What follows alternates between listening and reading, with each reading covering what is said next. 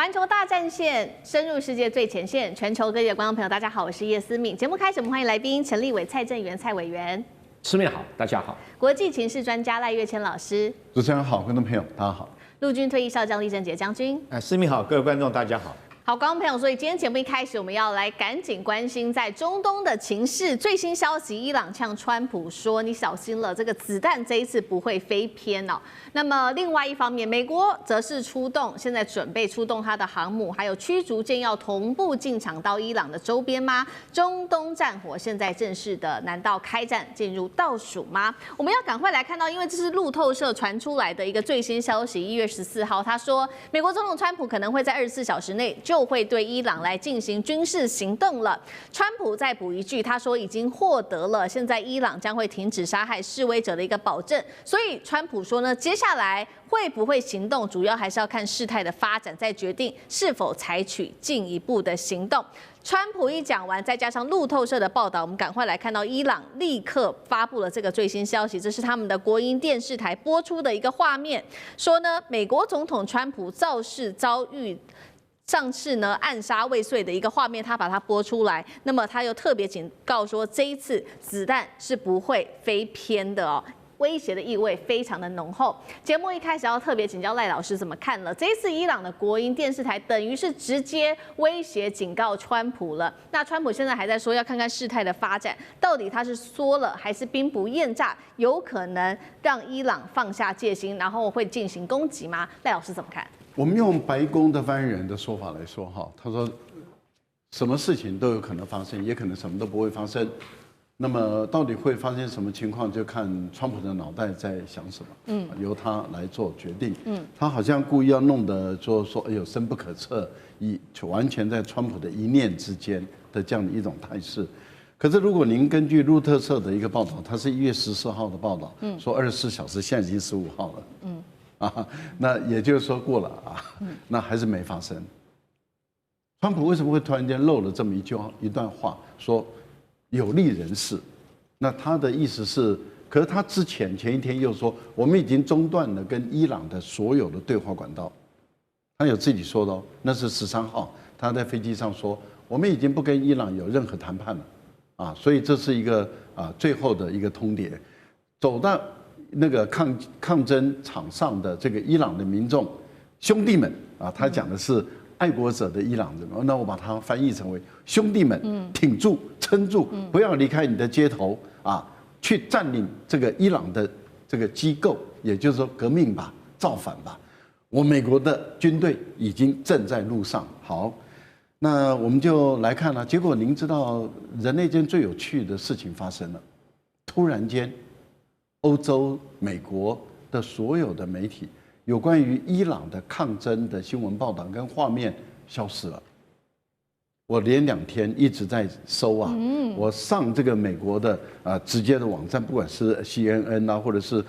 法国的媒体啊，因为我懂法文，我就那边直接不断的在找啊，找德国的，没有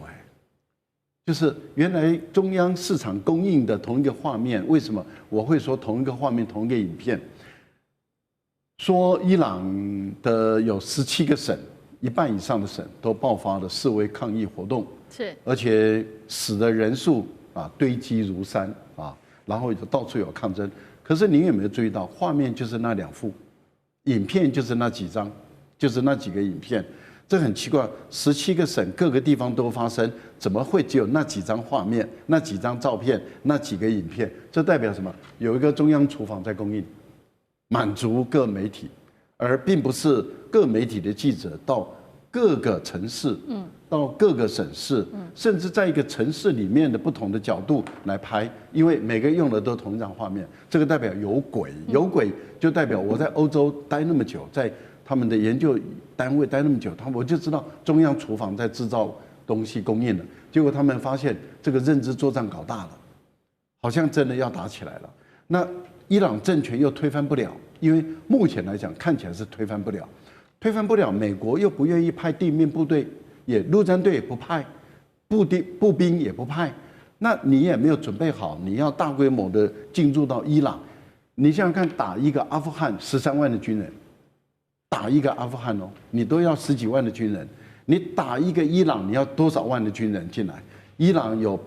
8800多万人了，革命卫队、国民兵、民兵组织、民兵抽调回来等等，这些你要动用多少军人？动用多少军人？你的整个后勤补给，以美国人来讲，后勤先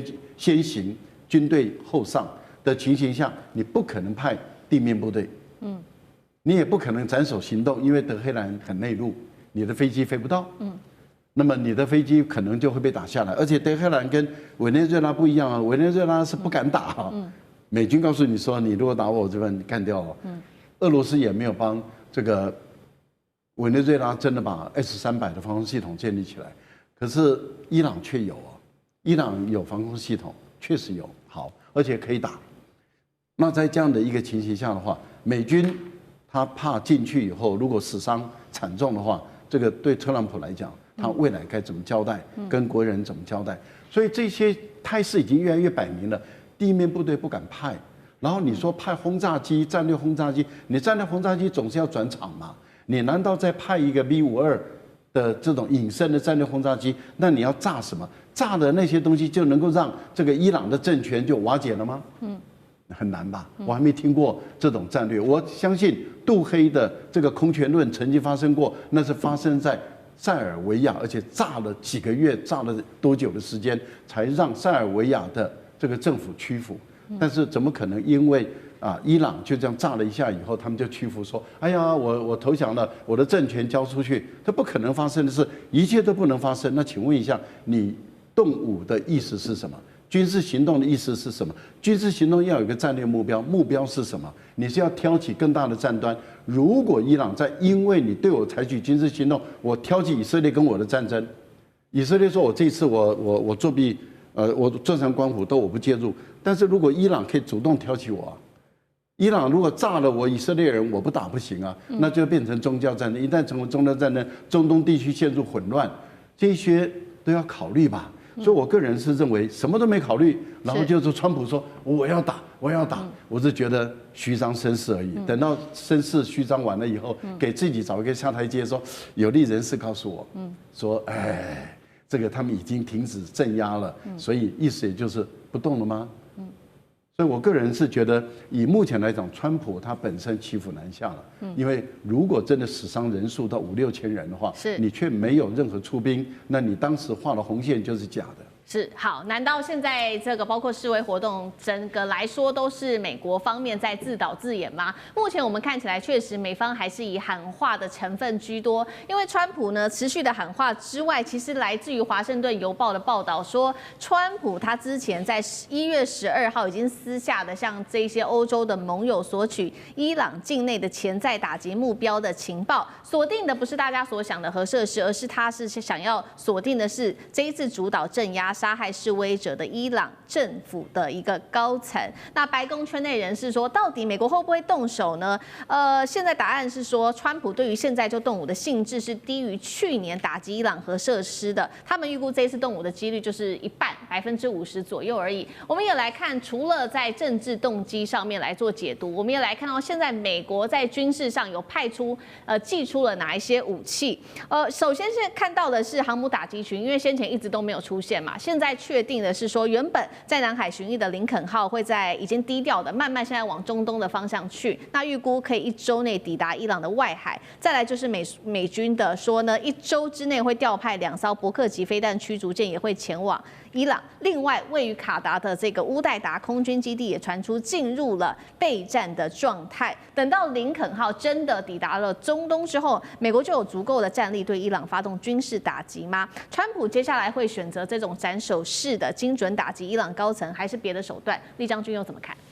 我觉得这个我们讲一句话啊，战机稍纵即逝哈。那美军如果要出兵攻打这个伊朗来讲的话，其实我认为这个战机已经失去了。在上个礼拜或许他还掌握到战机，那时候有2个对这个美军跟以色列如果要趁这个机会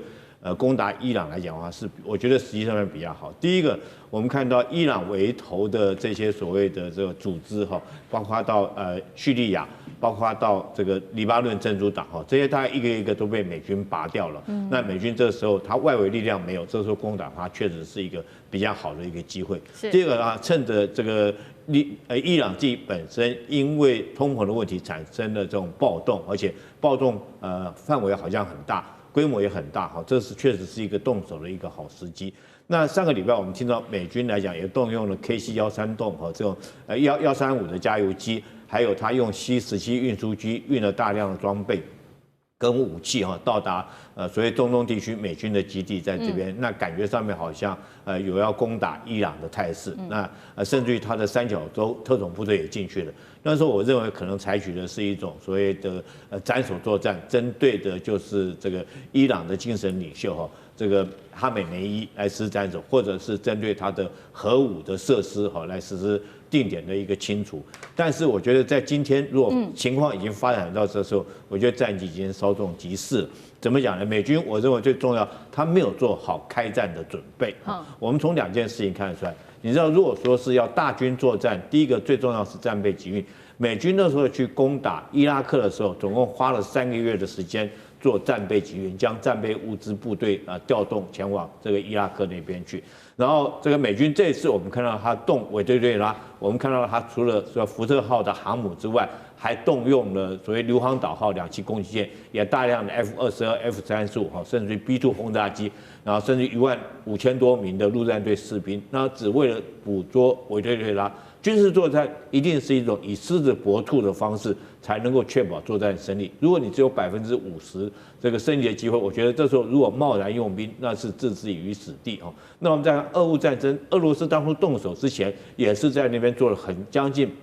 有半年的时间哈，做各项的部署以及运输的工作。那这次如果说只是几艘的驱逐舰在里面，你就要对伊朗动手，那跟委内瑞拉比起来的话，我觉得差太多。第二个来讲的话，那你要考虑到这个伊朗自己本身，它有2支的部队，一支是属于它的国防军哈，或许总统还可以掌握到，或许这些国防军的这种宗教意识还没那么强，但不要忽略，它有一支部队叫做革命卫队，那纯粹就是宗教部队。这宗教部队宗教信仰是很强的，而且这支宗教部队它的武装和陆海空导弹部队全部都有。所以如果说他给你来个鱼死网破，他对以色列发动攻击、发动导弹攻击的话，那以色列从上次这个去年6月份那次的导弹袭击，我们看出来，以色列不见得还能够100%拦截得到，他的这种爱国者等等都不见得拦截得到。第二个，美军自己在中东地区的所有基地，包括你刚刚提到的乌代尔空军基地哈，这个巴林的它这个舰队的位置，还有很多在叙利亚这些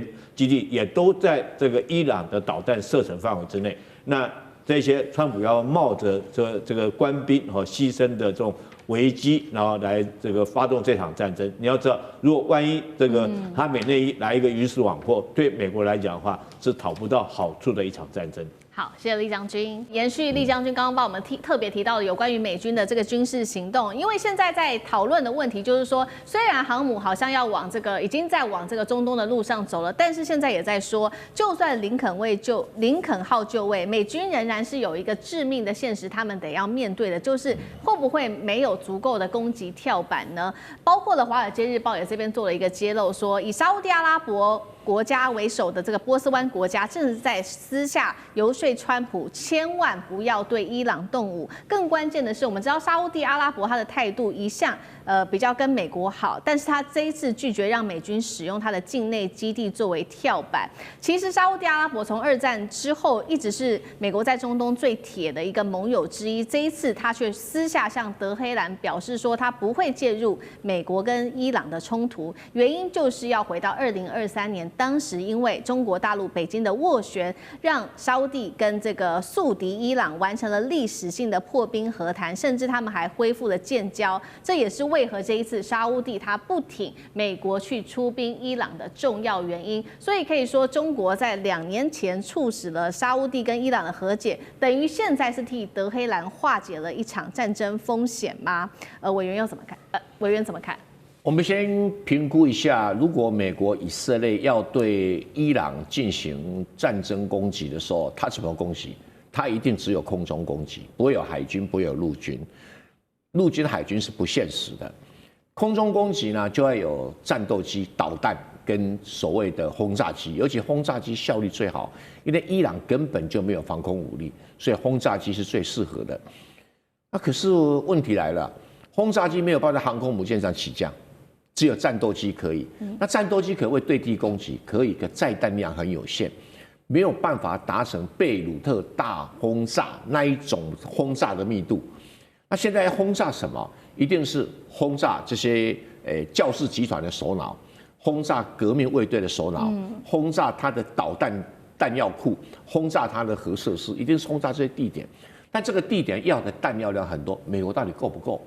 支援乌克兰不少，还剩下多少？啊，导弹又很贵啊，去打那个什么革命卫队一定不划算，所以最经济有效的就是要轰炸机。那轰炸机航空母舰不能起降，只好在附近找基地。在轰炸南斯拉夫的贝鲁